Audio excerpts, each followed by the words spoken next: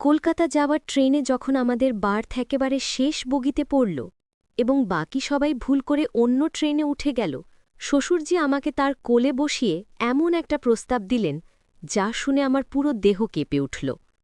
বিয়ের ৫ বছর পর প্রথমবার পুরো পরিবার কলকাতা ঘুরতে যাচ্ছিল। স্টেশনে ভিড়ের মধ্যে আমি আর শ্বশুরজি শেষ বগিতে উঠলাম, বাকিরা ভুল করে পরের ট্রেনে উঠে গেল। আমরা বুঝলাম যখন ট্রেন ছেড়ে দিল। আমাদের বার্থ ছিল একেবারে কোণার দিকে। রাত ৯টা বাজে, চারপাশে যাত্রীরা ঘুমিয়ে পড়ছে।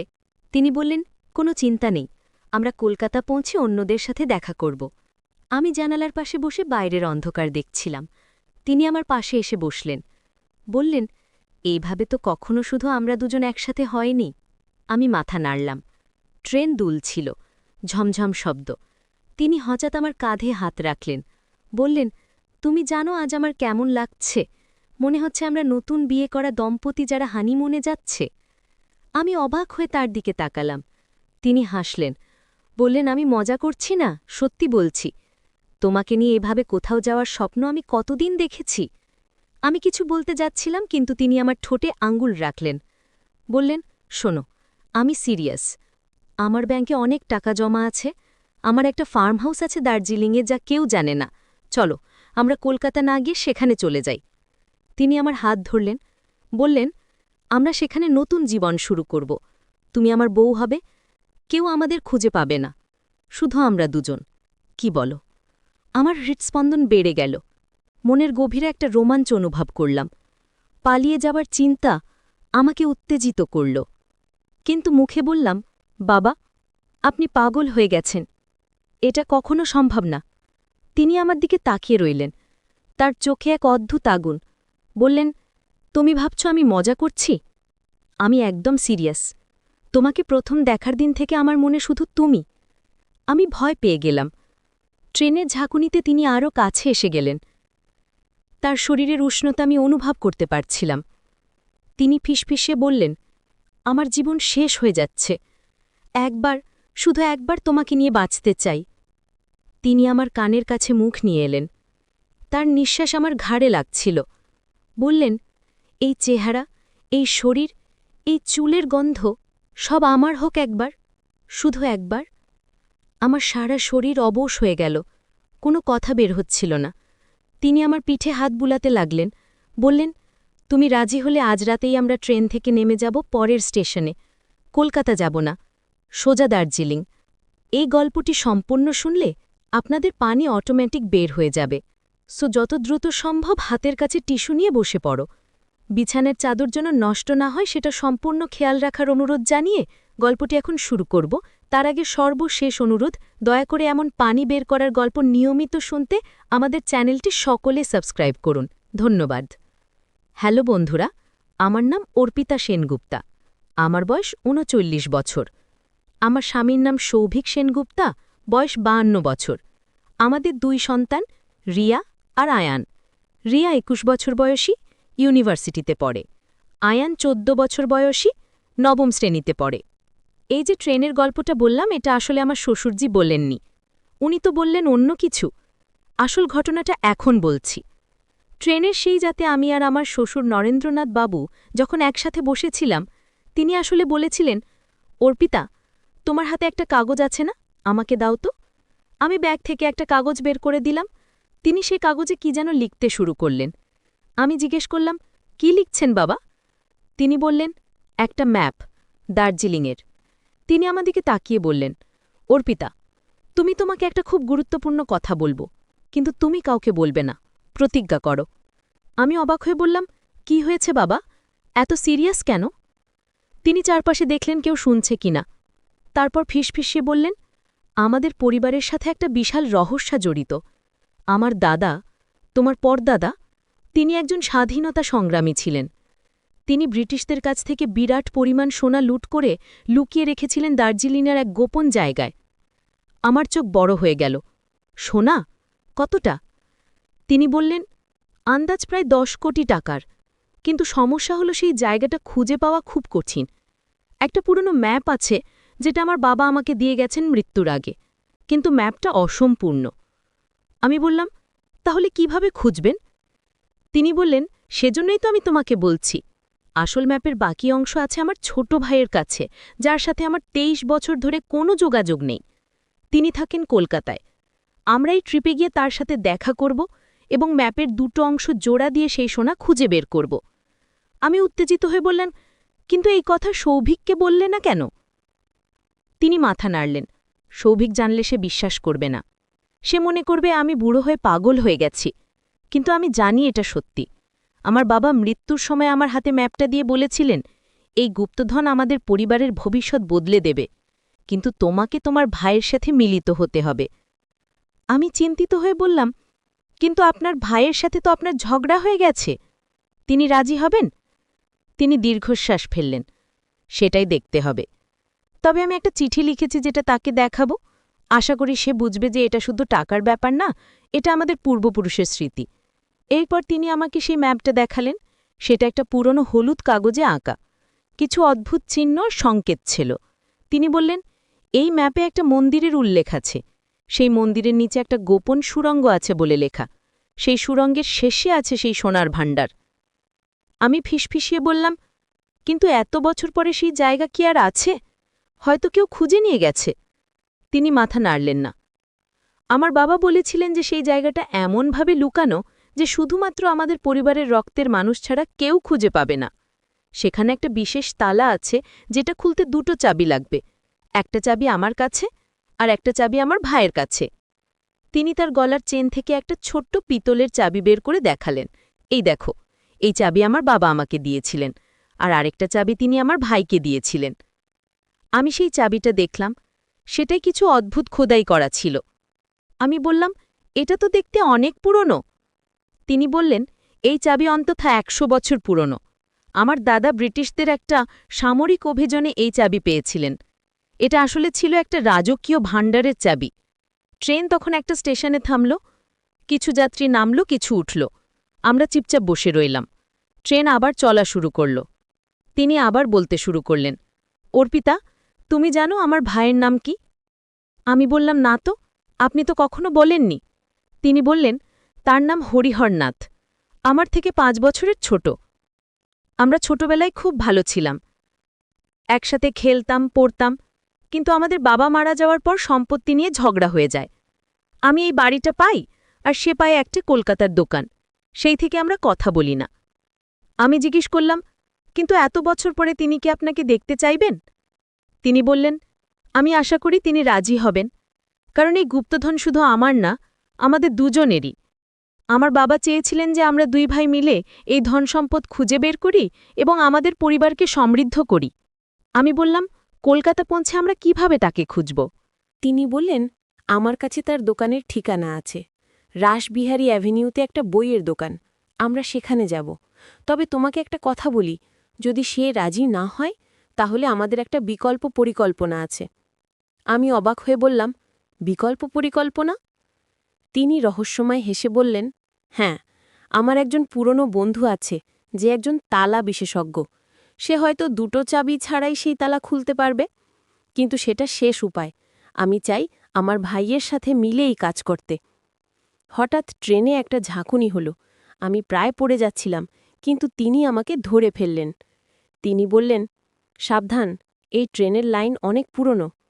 আমি নিজেকে সামলে নিয়ে বললাম, বাবা, আপনি কি নিশ্চিত যে এই গুপ্তধন সত্যি আছে? হয়তো এটা শুধু একটা গল্প। তিনি গম্ভীর হয়ে বললেন, আমি ১০০% নিশ্চিত। আমার বাবা মৃত্যুর আগে আমাকে একটা জিনিস দেখিয়েছিলেন, একটা ছোট্ট সোনার মূর্তি। তিনি বলেছিলেন যে এটা সেই গুপ্তধন থেকে একটা নমুনা। তিনি একবার সেখানে গিয়েছিলেন, কিন্তু দুটো চাবি না থাকায় তালা খুলতে পারেননি। আমি জিজ্ঞেস করলাম, সেই মূর্তিটা এখন কোথায়? তিনি বললেন, সেটা আমি বাড়িতে লুকিয়ে রেখেছি, তোমাকে ফিরে গিয়ে দেখাবো। কিন্তু এখন আমাদের ফোকাস হওয়া উচিত কিভাবে আমার ভাইকে রাজি করানো যায়। এরপর তিনি আমাকে তার ভাইয়ের সম্পর্কে আরও অনেক কিছু বললেন। তিনি বললেন যে তার ভাই খুব জেদি মানুষ, একবার কোনো সিদ্ধান্ত নিলে সেটা থেকে সরে না। তাই তাকে বোঝানো হবে একটা বড় চ্যালেঞ্জ। আমি বললাম, তাহলে আমরা কি করব? তিনি বললেন, আমি একটা চিঠি লিখেছি। সেই চিঠিতে আমি ক্ষমা চেয়েছি আমাদের পুরনো ঝগড়ার জন্য। আমি লিখেছি যে জীবন খুব ছোট এবং আমাদের উচিত আমাদের পূর্বপুরুষের স্মৃতি রক্ষা করা। আমি আশা করি সে বুঝবে। রাত আরও গভীর হচ্ছিল। অন্যান্য যাত্রীরা ঘুমিয়ে পড়েছিল। আমরা দুজন জেগে বসে বসে কথা বলছিলাম। তিনি আমাকে আরও অনেক কিছু বললেন সেই গুপ্তধন সম্পর্কে। তিনি বললেন, সেই মন্দিরটা আসলে একটা পরিত্যক্ত মন্দির। সেখানে এখন কেউ যায় না। স্থানীয়রা বিশ্বাস করে যে সেই মন্দিরে ভূত আছে, কিন্তু আসলে সেটা আমার দাদার একটা কৌশল ছিল যাতে কেউ সেখানে না যায়। আমি বললাম, ভূতের গল্প? তিনি হাসলেন। হ্যাঁ, আমার দাদা স্থানীয়দের মধ্যেই গুজব ছড়িয়ে দিয়েছিলেন যে সেই মন্দিরে রাতে অদ্ভুত শব্দ হয়। আসলে সেটা ছিল তার বানানো একটা যন্ত্র যেটা বাতাসের চাপে শব্দ করত, কিন্তু মানুষ ভেবেছিল সেটা ভূত। আমি মুগ্ধ হয়ে শুনছিলাম। আপনার দাদা তো খুব বুদ্ধিমান ছিলেন। তিনি বললেন, হ্যাঁ, তিনি জানতেন কিভাবে একটা জায়গা সুরক্ষিত রাখতে হয়। তিনি শুধু সোনা লুকিয়ে রাখেননি, তিনি এমন একটা ব্যবস্থা করেছিলেন যাতে কেউ খুঁজে না পায়। এরপর তিনি আমাকে ম্যাপের আরও বিস্তারিত ব্যাখ্যা দিলেন। তিনি বললেন, ম্যাপে ৩টে প্রধান চিহ্ন আছে। প্রথমটা হলো একটা বটগাছ, সেই বটগাছের পাশেই সেই মন্দির। দ্বিতীয় চিহ্ন হলো একটা পুরনো কুঁয়ো, সেই কুঁয়োর পাশ দিয়ে একটা গোপন পথ যায় মন্দিরের নিচে। আর তৃতীয় চিহ্ন হলো একটা পাথরের খিলান, যার নিচে আছে সেই গুপ্ত দরজা। আমি জিজ্ঞেস করলাম, কিন্তু এত বছর পরে সেই জায়গাগুলো চেনা যাবে? তিনি বললেন, আমার বাবা বলেছিলেন যে বটগাছ এখনও আছে, সেটা প্রায় ৩০০ বছরের পুরনো, আর মন্দিরটাও দাঁড়িয়ে আছে। শুধু কুঁয়োটা হয়তো বন্ধ হয়ে গেছে, কিন্তু আমরা খুঁজে বের করব। আমি বললাম, আচ্ছা বাবা, আপনি কি কখনো সেখানে গিয়েছেন? তিনি মাথা নাড়লেন। না, আমার বাবা আমাকে নিয়ে যাওয়ার পরিকল্পনা করেছিলেন, কিন্তু তার আগেই তিনি অসুস্থ হয়ে পড়েন। তিনি শুধু আমাকে ম্যাপটা দিয়ে বলেছিলেন, যখন সময় আসবে তুমি বুঝবে। আর এখন আমি বুঝতে পারছি যে সময় এসে গেছে। ট্রেন তখন একটা লম্বা সুড়ঙ্গের মধ্যে দিয়ে যাচ্ছিল। চারপাশে একদম অন্ধকার, শুধু বগির আলো জ্বলছিল। তিনি আস্তে আস্তে বললেন, অর্পিতা, তুমি জানো, এই যাত্রা শুধু শোনার জন্য নয়, এটা আমার জীবনের একটা অসম্পূর্ণ কাজ যেটা আমি শেষ করতে চাই। আমার বয়স হয়ে গেছে, আমি চাই মরার আগে আমার পূর্বপুরুষের এই স্বপ্ন পূরণ করতে। আমি তার হাত ধরলাম, বললাম, চিন্তা করবেন না বাবা, আমরা সফল হব, আমি আপনাকে সাহায্য করব। তিনি আমার দিকে তাকিয়ে মৃদু হাসলেন। বললেন, তুমি জানো অর্পিতা, তোমাকে আমি খুব বিশ্বাস করি, তাই তোমাকে এই রহস্য বললাম। সৌভিক জানলে সে হয়তো পুলিশে খবর দেবে বা অন্য কিছু করবে, কিন্তু তুমি আমাকে বুঝবে। আমি বললাম, কিন্তু বাবা, সৌভিককে আমরা কিছু বলবো না? তিনি বললেন, এখন না, যখন আমরা কলকাতা পৌঁছাবো এবং আমার ভাইয়ের সাথে কথা বলবো তারপর দেখা যাবে। যদি সবকিছু ঠিকঠাক মনে হয় তাহলে আমরা সৌভিককেও বলবো, কিন্তু আপাতত এটা আমাদের দুজনের গোপন কথা। আমি সম্মতি দিলাম। সত্যি বলতে আমি খুবই উত্তেজিত ছিলাম। এমন একটা রহস্য, এমন একটা অ্যাডভেঞ্চার, আমার জীবনে কখনো এমন কিছু হয়নি। ট্রেন এগিয়ে চলছিল। বাইরে মাঠ, গাছ, ছোট ছোট স্টেশন পেরিয়ে যাচ্ছিলাম। আমরা দুজন বসে বসে পরিকল্পনা করছিলাম। তিনি বললেন, কলকাতা পৌঁছানোর পর প্রথমে আমরা হোটেলে যাব, সবাই সেখানে থাকবে। তারপর আমি আর তুমি একটা অজুহাত দেখিয়ে বের হব, বলবো যে আমাদের একটা পুরনো বন্ধুর সাথে দেখা করতে হবে। তারপর আমরা রাসবিহারী অ্যাভিনিউতে যাব। আমি বললাম, আর যদি আপনার ভাই রাজি না হন? তিনি চিন্তিত মুখে বললেন, তাহলে আমাকে অন্য উপায় খুঁজতে হবে। হয়তো আমি তাকে বোঝাতে পারবো যে এটা শুধু টাকার ব্যাপার না, এটা আমাদের পরিবারের ইতিহাস, এটা আমাদের পূর্বপুরুষের ত্যাগের স্মৃতি। আমি জিজ্ঞেস করলাম, আপনার দাদাকে এই সোনা কিভাবে পেয়েছিলেন? আপনি বলেছেন তিনি স্বাধীনতা সংগ্রামী ছিলেন। তিনি বললেন, হ্যাঁ, আমার দাদা নেতাজি সুভাষচন্দ্র বসুর আজাদ হিন্দ ফৌজের একজন সদস্য ছিলেন। ১৯৪৪ সালে তারা একটা গোপন অভিযানে অংশ নিয়েছিলেন। সেই অভিযানে তারা ব্রিটিশদের একটা ট্রেজারি থেকে সোনা লুট করে। সেই সোনা তারা স্বাধীনতা সংগ্রামের জন্য ব্যবহার করার পরিকল্পনা করেছিলেন, কিন্তু যুদ্ধ শেষ হয়ে যাওয়ার পর আর সেই সোনা ব্যবহার করা হয়নি। আমার দাদা সেটা লুকিয়ে রেখেছিলেন ভবিষ্যতের জন্য। আমি অবাক হয়ে বললাম, তার মানে এই সোনা আসলে দেশের সম্পদ? তিনি বললেন, এক অর্থে হ্যাঁ, কিন্তু এটা ব্রিটিশরা ভারত থেকে লুট করে নিয়ে যাচ্ছিল। আমার দাদা সেটা উদ্ধার করেছিলেন, তাই এটা আসলে ভারতীয়দেরই সম্পদ, আর আমরা তো ভারতীয়ই। আমি বললাম, কিন্তু এটা কি আইনত ঠিক হবে? তিনি একটু ভেবে বললেন, দেখো, এত বছর পরে এই সোনা কার সেটা বলা মুশকিল। ব্রিটিশরা তো চলে গেছে, ভারত সরকার এটার কথা জানে না। এটা এখন আমাদের পরিবারের গোপন সম্পদ। আমরা যদি এটা খুঁজে বের করি, তাহলে আমরা এটা দিয়ে ভালো কাজ করব, দাতব্য কাজ, গরিবদের সাহায্য, এইসব। আমি বললাম, আচ্ছা বাবা, আপনার ভাই কি এই ইতিহাস জানেন? তিনি বললেন, হ্যাঁ, আমার বাবা আমাদের দুজনকেই বলেছিলেন, কিন্তু আমার ভাই কখনো এটা খুঁজতে আগ্রহী ছিলেন না। তিনি মনে করতেন এটা শুধু একটা গল্প, কিন্তু আমি জানি এটা সত্যি। ট্রেন তখন একটা বড় স্টেশনে থামল। অনেক যাত্রী নামল, কিছু নতুন যাত্রী উঠল। আমাদের বগিতে একজন চা বিক্রেতা এলো। তিনি 2 কাপ চা কিনলেন। আমরা দুজন চুমুক দিয়ে চা খেতে লাগলাম।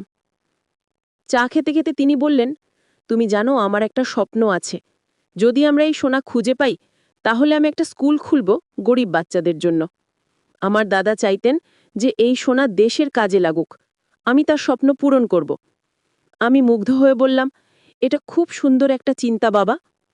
তিনি বললেন, আমার দাদা একজন মহান মানুষ ছিলেন। তিনি দেশের জন্য জীবন বাজি রেখেছিলেন। আমি চাই তার স্মৃতি জীবিত থাকুক। এরপর আমরা কিছুক্ষণ চুপচাপ বসে রইলাম। আমি ভাবছিলাম এই সব কিছু নিয়ে। একদিকে উত্তেজনা, আরেকদিকে ভয়। কি হবে যদি আমরা সফল না হই? কি হবে যদি তার ভাই রাজি না হন? কি হবে যদি সোনা আদৌ না থাকে? কিন্তু তার চোখে যে দৃঢ়তা দেখছিলাম, তাতে মনে হচ্ছিল তিনি সত্যিই বিশ্বাস করেন এই সব কিছু। আর আমিও তাকে বিশ্বাস করলাম। রাত আরও গভীর হল। ট্রেন ছুটে চলেছিল। আমরা দুজন মাঝে মাঝে কথা বলছিলাম, মাঝে মাঝে চুপ থাকছিলাম। তিনি আমাকে আরও কিছু বিস্তারিত বললেন সেই মন্দির সম্পর্কে। তিনি বললেন, সেই মন্দিরের নাম হল শক্তি মন্দির। এটা প্রায় 400 বছরের পুরনো। স্থানীয়রা বিশ্বাস করে যে সেখানে দেবী কালীর খুব শক্তিশালী উপস্থিতি আছে। কিন্তু আমার দাদা বলতেন যে সেটা একটা কৌশল ছিল, গুপ্তধন লুকোনোর। আমি বললাম, মন্দিরের ভেতরে কি আর কেউ যায়? তিনি বললেন, না, স্থানীয়রা দূর থেকে প্রণাম করে, কিন্তু ভেতরে ঢোকে না। তারা বিশ্বাস করে যে যে ভেতরে ঢোকে তার অমঙ্গল হয়। কিন্তু আসলে এটা আমার দাদার ছড়ানো একটা ভয়, যাতে কেউ গুপ্তধন খুঁজে না পায়। আমি বললাম, খুব চালাক ছিলেন আপনার দাদা। তিনি গর্বের সাথে বললেন, হ্যাঁ, তিনি শুধু সাহসী ছিলেন না, বুদ্ধিমানও ছিলেন। তিনি জানতেন কিভাবে একটা গোপনীয়তা রক্ষা করতে হয়। এরপর তিনি আমাকে সেই চাবির আরও বিস্তারিত বললেন। তিনি বললেন, এই চাবি দুটো একসাথে ব্যবহার করতে হবে। একটা চাবি ঘড়ির কাঁটার দিকে ঘোরাতে হবে, আর আরেকটা উল্টো দিকে, তবেই তালা খুলবে। এটা একটা বিশেষ ধরনের তালা, যেটা শুধু দুজন মিলে খুলতে পারবে। আমি বললাম, তার মানে আপনার ভাই ছাড়া আপনি একা খুলতে পারবেন না? তিনি মাথা নাড়লেন, না, তারই আমি তাকে রাজি করাতে চাই, কারণ এটা আমাদের দুজনেরই অধিকার। আমার দাদা চেয়েছিলেন যে আমরা ভাইরা একসাথে কাজ করি। আমি ভাবলাম, এটা কত সুন্দর একটা ব্যবস্থা। 2 ভাইকে একসাথে আনার জন্য তাদের পূর্বপুরুষ এমন একটা তালার ব্যবস্থা করেছিলেন। ট্রেন তখন হাওড়া স্টেশনের কাছাকাছি পৌঁছে গেছিল। ভোর হতে আর বেশি দেরি নেই। আমরা দুজনেই একটু ক্লান্ত হয়ে পড়েছিলাম, কিন্তু ঘুম আসছিল না। উত্তেজনায় চোখে ঘুম নেই। তিনি বললেন, আমরা পৌঁছানোর পর হোটেলে গিয়ে ফ্রেশ হব। তারপর আমি একটা ফোন করব আমার পুরনো বন্ধুকে। তিনি কলকাতায় থাকেন। তিনি আমাকে সাহায্য করতে পারবেন আমার ভাইকে খুঁজে বের করতে। আমি বললাম, আপনার বন্ধু কি এই রহস্যের কথা জানেন? তিনি বললেন, না, তিনি জানেন শুধু যে আমার ভাইয়ের সাথে আমার যোগাযোগ নেই। আমি তাকে বলবো যে আমি আমার ভাইয়ের সাথে সম্পর্ক ঠিক করতে চাই। তিনি সাহায্য করবেন। ট্রেন ধীরে ধীরে হাওড়া স্টেশনে ঢুকল। প্ল্যাটফর্মে অনেক মানুষ। আমরা দুজন নামলাম। ব্যাগ নিয়ে বাইরে বেরোলাম। আমি মোবাইল চেক করলাম। সৌভিকের 3টে মিস কল। আমি তাকে ফোন করলাম। সে বলল, তুমি কোথায়? আমরা সবাই হোটেলে পৌঁছে গেছি। আমি বললাম, আমি আর বাবা একটু দেরি করে পৌঁছাবো। তোমরা চেকিং করো, আমরা আসছি। সৌভিক বলল, ঠিক আছে, কিন্তু তাড়াতাড়ি এসো। আমি ফোন রাখলাম। শ্বশুরজি বললেন, চলো, আমরা প্রথমে একটা ট্যাক্সি নিই। আমাকে রাসবিহারী এভিনিউ যেতে হবে। আমি অবাক হয়ে পড়লাম, এখনই? আমরা হোটেলে যাব না? তিনি বললেন, পরে যাব।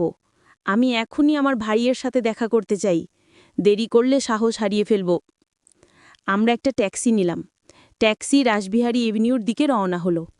আমার হার্ট দূর করে কাঁপছিল। কি হবে এখন? প্রায় ৩৫ মিনিট পরে আমরা রাসবিহারী এভিনিউতে পৌঁছলাম। সেখানে অনেক দোকান। আমরা খুঁজতে লাগলাম। অবশেষে একটা পুরনো বইয়ের দোকান দেখলাম। সাইনবোর্ডে লেখা নাথ বুক স্টোর। শ্বশুরজি গভীর নিঃশ্বাস নিলেন। বললেন, এই তো, এত বছর পরে আবার এখানে এলাম। আমরা দোকানে ঢুকলাম। ভেতরে অনেক বই। একজন বয়স্ক মানুষ কাউন্টারে বসেছিলেন। তিনি চশমা পরে একটা বই পড়ছিলেন। আমার শ্বশুরজি তার দিকে তাকালেন। সেই মানুষটি মুখ তুলে তাকালেন। তিনি চশমা খুলে ভালো করে দেখলেন। তারপর চমকে উঠলেন। নরেন্দ্র, তুমি? আমার শ্বশুরজি মাথা নাড়লেন। হ্যাঁ হরিহর, আমি। দুই ভাই একে অপরের দিকে তাকিয়ে রইলেন। ২৩ বছর পরে তাদের দেখা। অনেক কথা চোখে চোখে বলা হলো। তারপর হরিহরবাবু উঠে দাঁড়ালেন। ধীরে ধীরে এগিয়ে এলেন। তিনি বললেন, তুমি এত বছর পরে কেন এলে? নরেন্দ্রনাথবাবু তার পকেট থেকে সেই চিঠিটা বের করলেন, হরিহরবাবুকে দিলেন। এটা পড়ো, আমি তোমাকে কিছু বলতে এসেছি। হরিহরবাবু চিঠি নিয়ে পড়তে লাগলেন। তার চোখ বড় হয়ে গেল। তিনি আমার শ্বশুরজির দিকে তাকালেন। এটা কি সত্যি? বাবা তোমাকে সত্যিই ম্যাপ দিয়েছিলেন? নরেন্দ্রনাথবাবু মাথা নাড়লেন। হ্যাঁ, আর তোমাকেও চাবি দিয়েছিলেন। তুমি কি সেটা এখনো রেখেছ? হরিহরবাবু কিছুক্ষণ চুপ করে রইলেন। তারপর বললেন, হ্যাঁ, আমার কাছে আছে, কিন্তু আমি কখনো ভাবিনি যে এটা সত্যি। নরেন্দ্রনাথবাবু বললেন, এটা সত্যি। আমি তোমাকে প্রমাণ দেখাতে পারবো। চলো আমরা একসাথে সেই জায়গায় যাই। হরিহরবাবু দ্বিধা করছিলেন। তিনি বললেন, কিন্তু আমাদের এত বছরের ঝগড়া। নরেন্দ্রনাথবাবু তার হাত ধরলেন। ভাই, আমি ক্ষমা চাইছি। আমার ভুল হয়েছিল, কিন্তু এখন আমরা বুড়ো হয়ে গেছি। আমাদের বাবার স্বপ্ন পূরণ করা উচিত। তুমি কি রাজি? হরিহরবাবু এর চোখে জল এসে গেল। তিনি তার বড় ভাইকে জড়িয়ে ধরলেন। হ্যাঁ ভাই, আমি রাজি। আমি সেই দৃশ্য দেখে নিজেও আবেগপ্রবণ হয়ে পড়লাম। দুই ভাই এত বছর পরে আবার একসাথে। এরপর তারা দুজন বসে অনেক কথা বললেন। হরিহরবাবু তার দোকান বন্ধ করে দিলেন। তিনি বললেন, আমরা কখন যাব? নরেন্দ্রনাথবাবু বললেন, যত তাড়াতাড়ি সম্ভব, কিন্তু প্রথমে আমাদের পরিকল্পনা করতে হবে। দার্জিলিং যেতে হবে, সেখানে যাওয়ার ব্যবস্থা করতে হবে। হরিহরবাবু বললেন, আমার একজন বন্ধু আছে, যার একটা জিপ আছে। আমরা সেটা নিয়ে যেতে পারি। দার্জিলিং যেতে প্রায় ৮ ঘন্টা লাগবে। আমি বললাম, কিন্তু বাকি পরিবার, তারা কি ভাববে? নরেন্দ্রনাথবাবু বললেন, আমরা বলবো যে আমি আর হরিহর মিলে একটু ঘুরতে যাচ্ছি। এত বছর পরে দেখা হয়েছে, তাই একটু সময় কাটাতে চাই। তারা বুঝবে।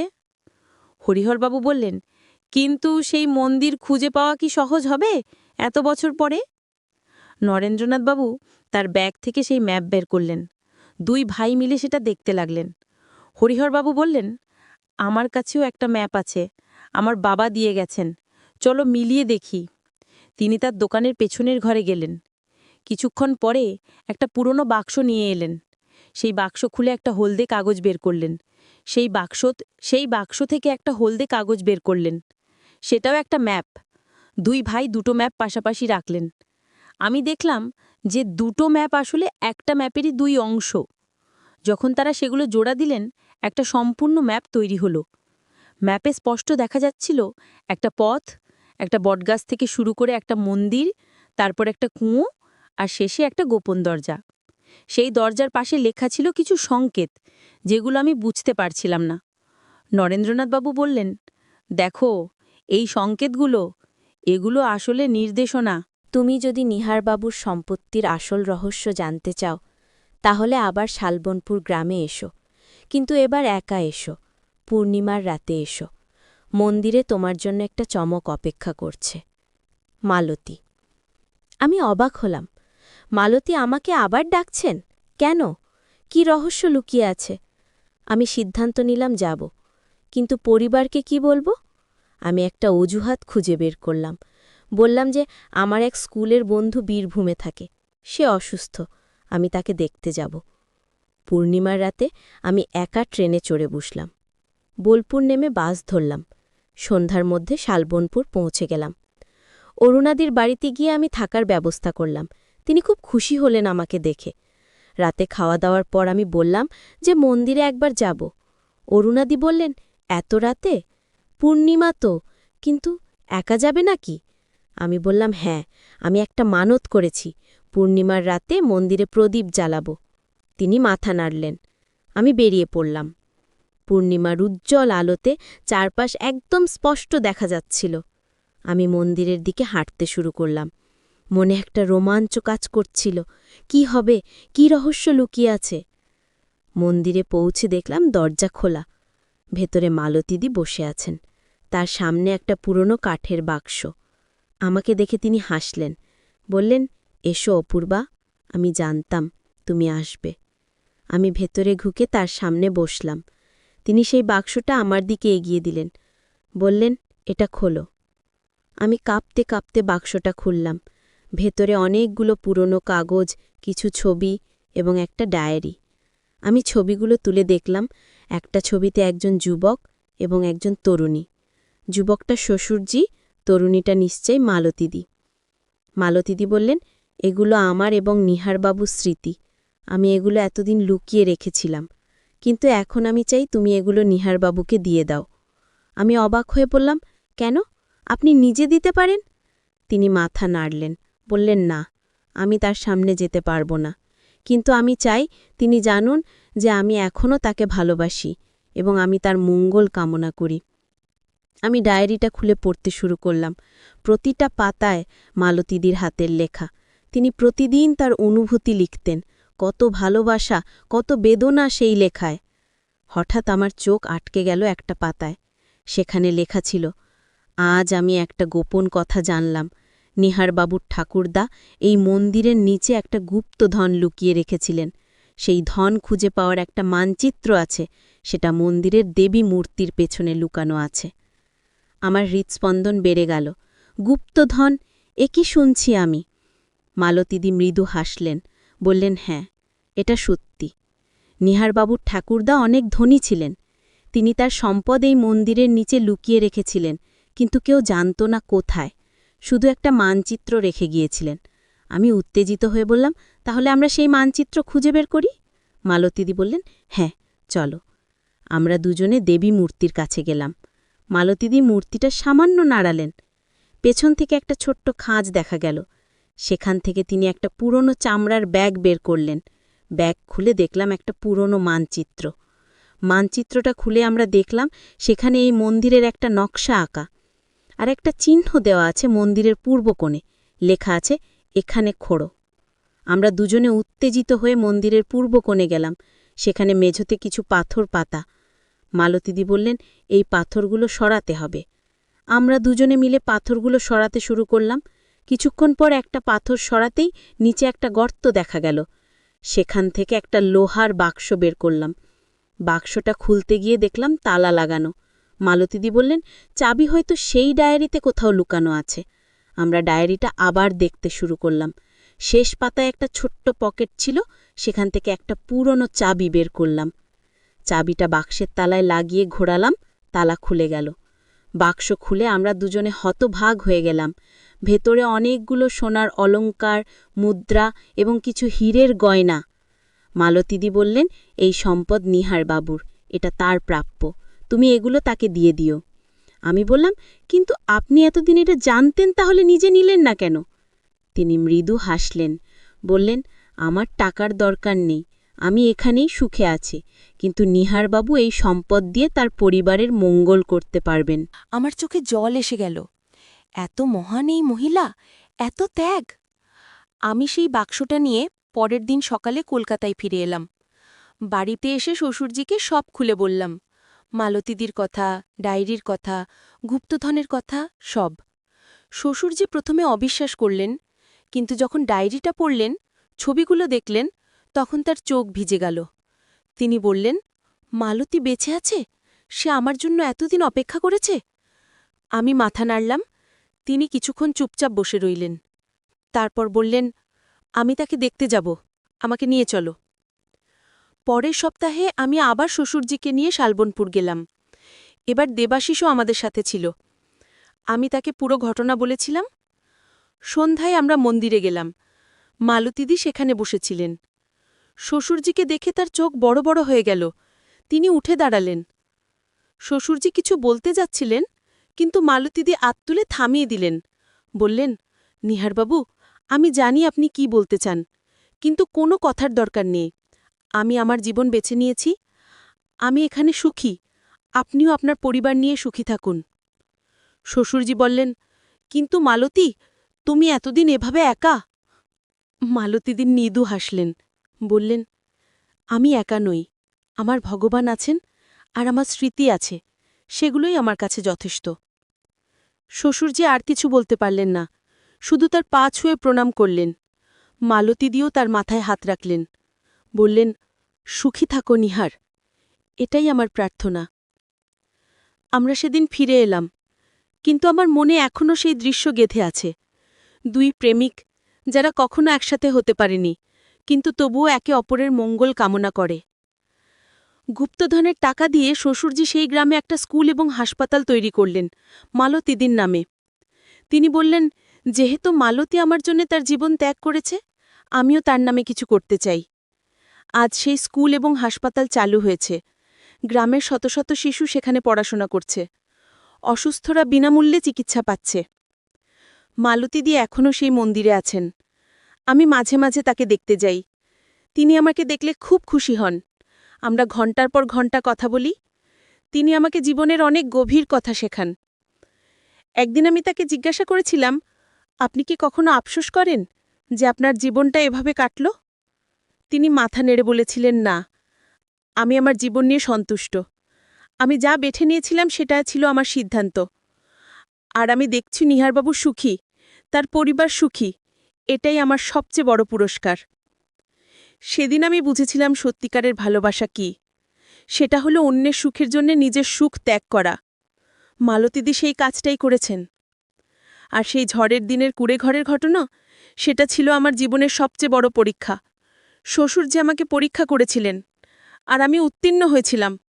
কিন্তু সবচেয়ে বড় শিক্ষা আমি পেয়েছিলাম মালতীদির কাছ থেকে।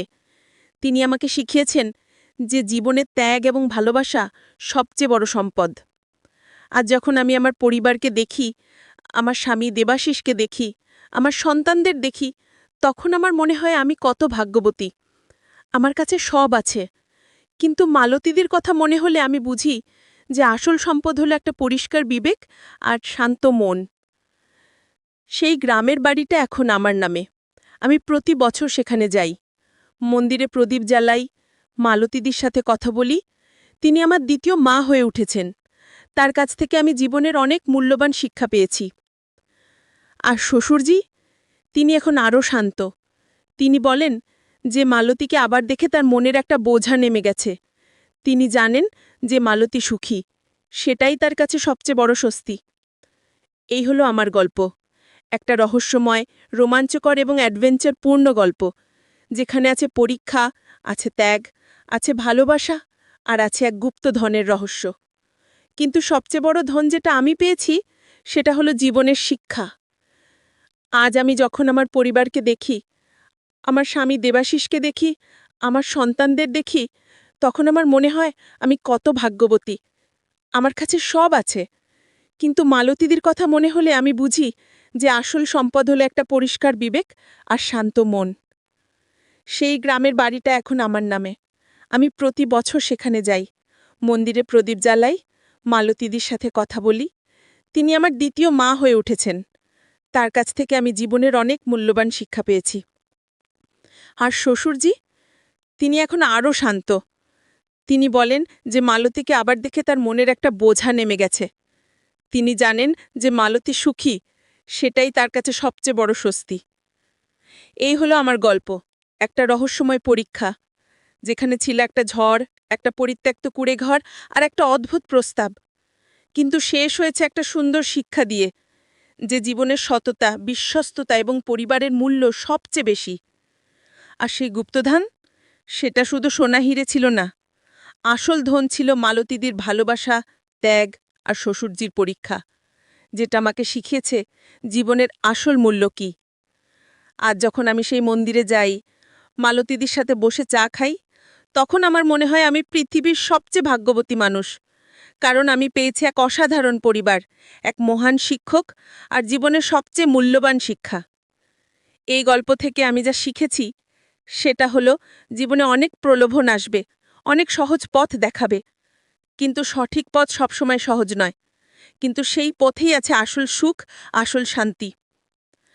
আর সবশেষে আমি বলবো যে প্রেম শুধু পাওয়ার মধ্যে নয়, প্রেম আছে ত্যাগের মধ্যে, অপরের সুখের জন্যে নিজের ইচ্ছা জলাঞ্জলি দেওয়ার মধ্যে।